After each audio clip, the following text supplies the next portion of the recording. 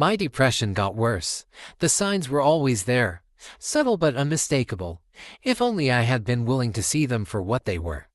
At first, it felt like exhaustion, an insidious kind of tiredness that seeped into my bones and made even the simplest tasks feel monumental. Getting out of bed became a negotiation, brushing my teeth a triumph. The things that once brought me joy, books, music, the occasional walk in the crisp morning air, now felt like burdens I couldn't carry. It started with mornings. I would lie there, eyes open, staring at the ceiling as if waiting for some invisible hand to push me out of bed. But the push never came. Instead, I would roll over, clutching the covers, and close my eyes again, willing myself to sleep away the day. The hours would bleed into one another until the sun disappeared, replaced by the quiet shadows of night. It wasn't long before the rest of my life began to unravel. Work was the first casualty. My inbox overflowed with unread emails. Deadlines passed unnoticed, and my once meticulous spreadsheets became riddled with mistakes. At first, I tried to hide it, blaming technical issues or the occasional migraine. But eventually, even my boss noticed the change. "You're not yourself lately," she said in a concerned tone during a virtual meeting. The words hung heavy in the air, but all I could muster was a half-hearted nod, and willing to admit that I didn't know who myself was anymore. Next came my relationships. Friends stopped texting after weeks of unanswered messages. Their well-meaning check-ins met with silence. I didn't have the energy to explain why I was canceling plans yet again or to pretend I was just busy. My phone, once a constant presence in my hand, now sat abandoned on the nightstand, its screen lighting up with notifications I couldn't bring myself to read. My family, too, noticed the change, though their concern manifested in different ways. My mother called more often, her voice laced with worrying as she asked if I was eating, if I was sleeping, if I was okay. My father, ever practical, sent articles about managing stress and the benefits of exercise.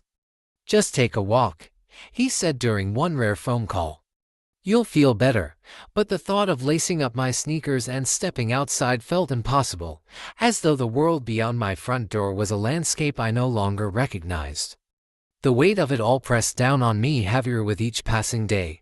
My apartment, once a sanctuary, became a prison of clutter and unwashed dishes. The laundry piled up, the fridge emptied of anything resembling a meal, and the plants on my windowsill withered from neglect. I saw it all, the slow decay of my surroundings mirroring the erosion inside me, but I couldn't summon the will to fix it. And then there was the guilt, an oppressive, unrelenting guilt that whispered cruel truths in the quiet moments. "You're lazy, you're weak, everyone else manages their lives just fine, so why can't you?"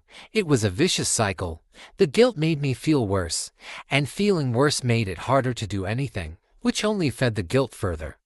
Nights were the hardest. Alone with my thoughts, I would lie awake, my mind racing with memories of everything I had failed to do, everyone I had disappointed. Sleep, when it came, was fitful and fleeting, leaving me more exhausted than when I had closed my eyes.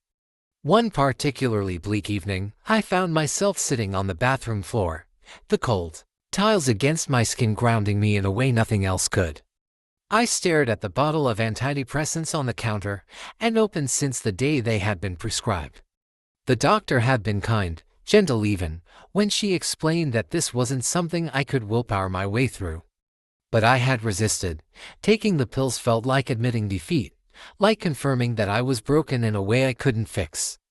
But now, as I sat there, I realized I was already defeated. The life I had built for myself, the career, the friendships, the small joys was slipping away, piece by piece. And I couldn't keep pretending I was okay. The next morning, with trembling hands, I took the first pill. It wasn't a cure, nor was it an instant fix, but it was a step. The weeks that followed were slow and uneven. Some days, I felt a glimmer of hope, a faint reminder of what it meant to feel something other than despair. Other days, the darkness returned with a vengeance, dragging me back into its depths. But I kept taking the pills, kept showing up to therapy appointments even when I didn't want to talk. Eventually, I started to notice small changes. The laundry got done, the dishes were washed, I opened the curtains one morning and let the sunlight stream in, warming the corners of my apartment that had long been shrouded in shadow. It wasn't a linear journey, and it wasn't easy. But with each small victory, I began to believe that maybe, just maybe, there was a way out of the darkness, a way to reclaim the parts of myself I had lost and to rebuild a life worth living. As the days wore on, the darkness didn't disappear, but it started to feel less consuming. I began to understand that it wasn't something I could simply wish away or conquer with a single decision. It was a persistent and welcome guest that I had to learn to live with, to coexist with, until it gradually took up less space in my life. The therapy sessions helped, though they were often grueling. Speaking about my feelings was an alien concept at first. I had spent so many years internalizing everything, stuffing my emotions into invisible boxes that I thought I could close and forget about. But now, in the sterile room with my therapist's calm presence, I learned that those boxes could only stay shut for so long. Eventually, they burst open, flooding me with anger, confusion, and fear. There were days I left the office exhausted, not from the work but from the emotional toll of it all. But there were also days when something shifted, a word, a phrase, a revelation that made a small crack in the armor I had built around myself. I had spent so long denying the depth of my depression, convincing myself that I was just weak or lazy or broken beyond repair. But with each therapy session, I began to understand that my depression wasn't a reflection of my worth. It wasn't a personal failing. It was a complex, multifaceted condition that had its roots in more than just circumstance. It was biological, psychological, and emotional. I started to feel a little less alone in it. Then came the moments where the world outside my own mind began to feel less distant. I met up with an old friend for coffee one afternoon, someone I hadn't seen in months, perhaps longer. I was nervous at first. What would I say? How could I explain the silence, the avoidance? But as we sat across from each other, exchanging stories about our lives, it was clear that we didn't need to explain. We simply shared the space together, a kind of mutual understanding that didn't require words. It was a small thing, but it felt huge, a reminder that I wasn't as isolated as I thought. I started small projects around the house. I put together a puzzle one evening, something I hadn't done in years. I began cooking again, though it was simple meals at first, nothing fancy, just the satisfaction of taking care of myself, of seeing something come together, even if it was just a salad or a stir-fry. I began to feel pride in those little acts of self-care, even if they seemed insignificant. But it wasn't just the small actions that were changing me, it was my mindset. The guilt, the suffocating weight of thinking I wasn't good enough, wasn't productive enough, didn't love enough, those feelings didn't vanish, but they grew quieter. I started to forgive myself. It wasn't an instantaneous transformation, but over time, I came to realize that my worth didn't hinge on my productivity, on how many things I crossed off my to-do list, or on how others perceived me. I took a walk one afternoon, the air crisp and clear, and I felt a strange sensation in my chest, a lightness, a small flutter of hope. For the first time in a long while, I wasn't consumed by the ache of depression, by the constant dread that tomorrow would feel just as hopeless as today. It wasn't gone, not by any means, but it no longer defined me. I had come to a quiet realization in that moment. Life wasn't about conquering every obstacle, about being the best or the most accomplished. It wasn't about the standards I had set for myself or the ones I thought others expected of me. It was about learning to be gentle with myself. About acknowledging the weight of the days when I couldn't do much of anything, and still recognizing that I was worth something, worth taking care of, worth nurturing, worth loving. And, slowly, I began to understand that it was okay to ask for help. That it didn't make me weak to reach out or to lean on someone when I couldn't stand on my own. I started to trust the process, to trust that there were better days ahead, even if I couldn't see them right now. The healing wasn't a straight path, and there were times when the depression would feel as though it were swallowing me whole again. But I had learned, and was still learning, that the dark moments didn't mean I had failed. They simply meant that I was still fighting. And in that fight, I was discovering parts of myself I had long forgotten. One evening, I stood in front of the mirror and looked at my reflection. The person staring back wasn't the same one who had been lost in the fog of depression. She looked tired, but there was a glimmer of strength in her eyes. She was bruised, yes, but still standing. She had weathered storms, and though she wasn't unscathed, she was moving forward. And in that moment, I realized that I wasn't broken. I was healing. I smiled at myself for the first time in a long time. It wasn't a perfect smile, and it didn't erase the pain, but it was something. It was the first step toward reclaiming who I was becoming. And though the road ahead was uncertain, I knew one thing for sure: I wasn't giving up on myself. As time passed, I began to recognize that healing wasn't a destination but a journey, one that was filled with setbacks, moments of clarity, and periods of growth. I wasn't looking for some miraculous transformation, some drastic shift in my life that would suddenly make everything feel perfect. Instead, I was learning to embrace the small victories, the moments when I felt something other than pain. The days when I could get out of bed without a struggle became more frequent. There were mornings when I felt a spark of excitement about the possibility of what the day might bring. I could feel my hands working again, whether it was folding laundry, making a simple breakfast, or writing in a journal. Those moments, though small, began to feel meaningful again. I was no longer just surviving, I was starting to live again, however quietly. I began to notice a change in the way I interacted with others.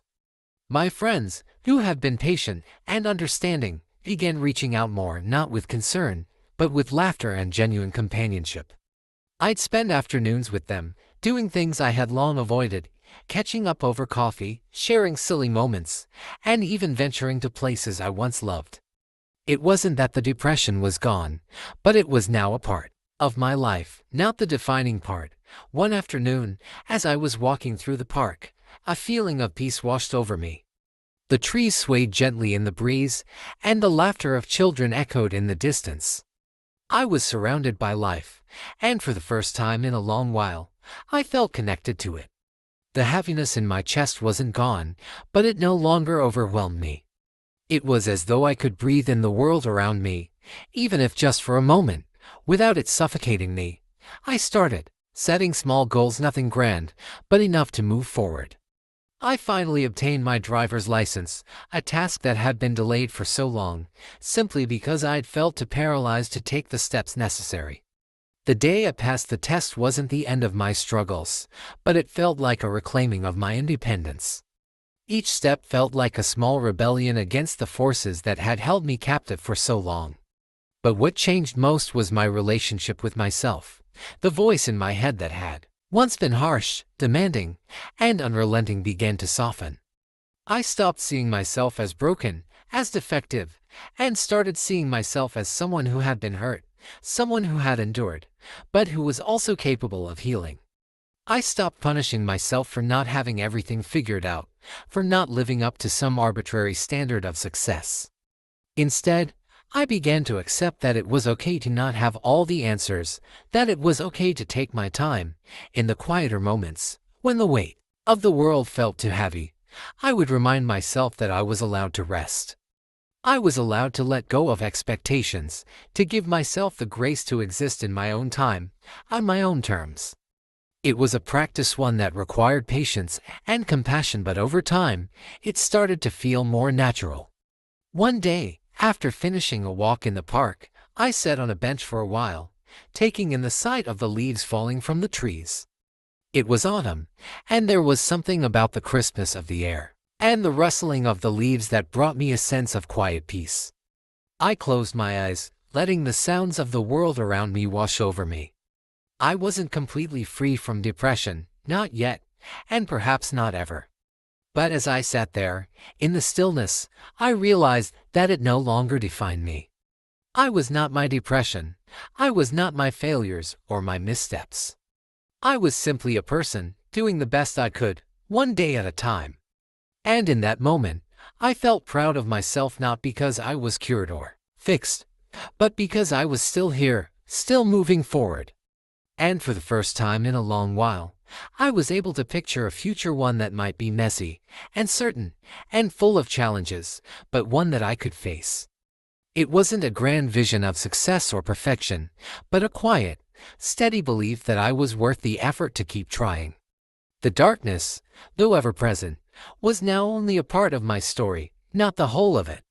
And as I began to build a life that was mine again, piece by piece, I knew that I had the strength to keep going, even on the days when it felt impossible. Over the next few months, I focused on building routines that supported my emotional and mental health.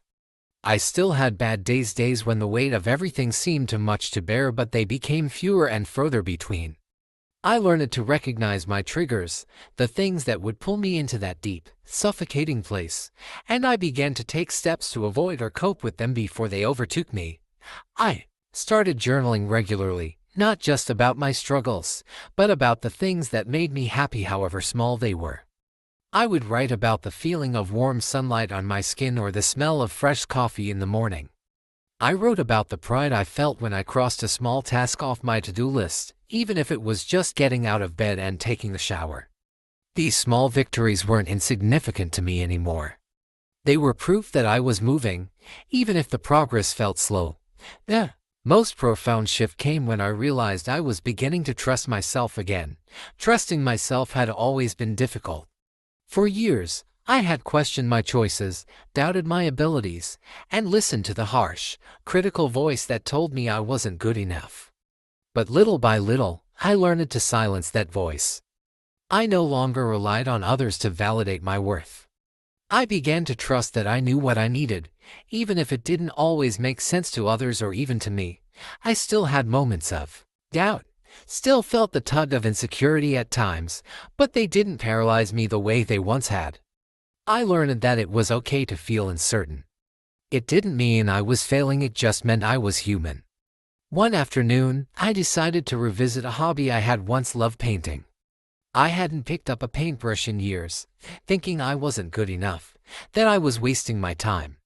But this time, instead of focusing on perfection, I let the paint flow freely. I didn't care about the end result, I just wanted to create for the sake of creating.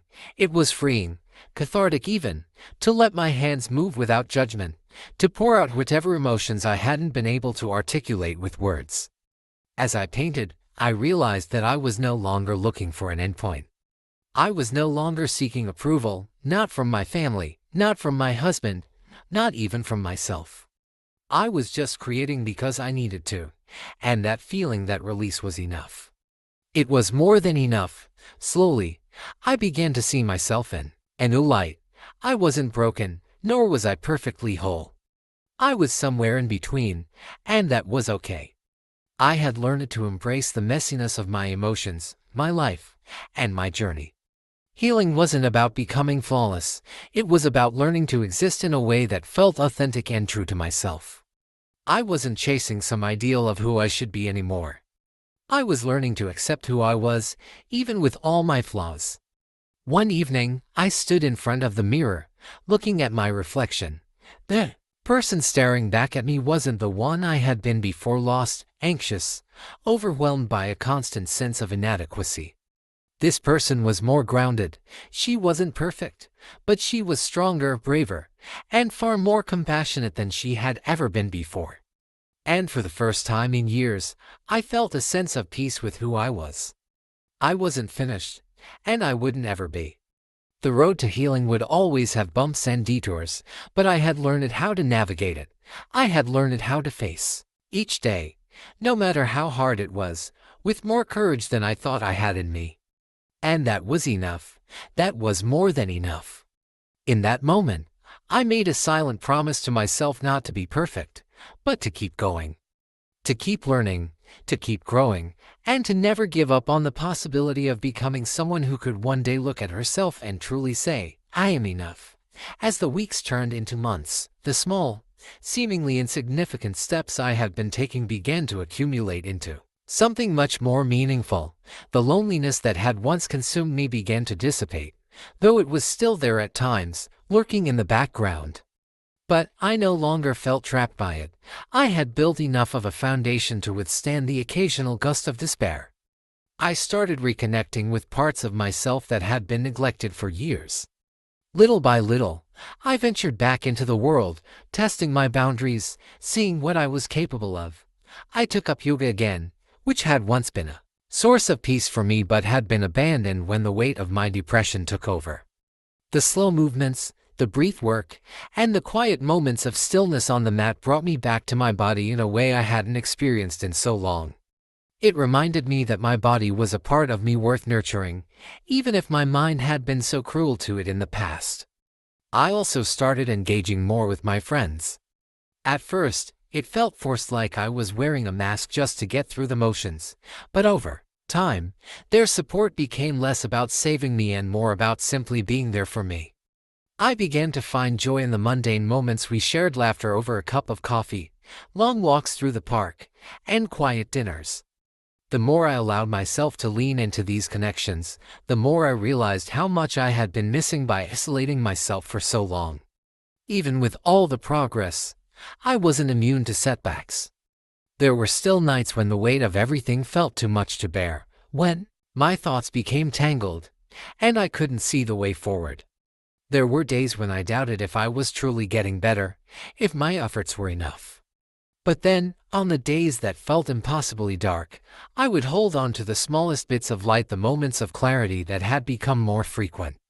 I would remind myself that even though I couldn't control every thought or feeling, I had the power to keep moving, to choose how I reacted to the struggle. One particularly hard day, when the weight of everything seemed to press down on me, I took a long walk through the city. I let my feet carry me aimlessly, hoping that by moving, something would shift. After an hour or so, I found myself sitting at the edge of a fountain in a small, quiet square. I watched the water, listening to its soothing sound as it splashed against the stones.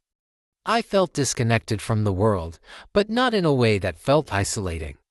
Instead, it was as if I had come to a place of acceptance within myself. I was here, I was alive, and that, in itself, was enough. I let myself breathe, let myself sit in that space without judgment, without trying to rush it or force something to change. In that moment, I wasn't broken. I was simply a person, learning to be present with myself, learning to be patient with the process. I didn't need to have it all figured out. I didn't need to be healed immediately. All I needed was to show up, every day, in whatever form I could manage. The healing process, realized, wasn't linear. There were no perfect solutions or instant cures.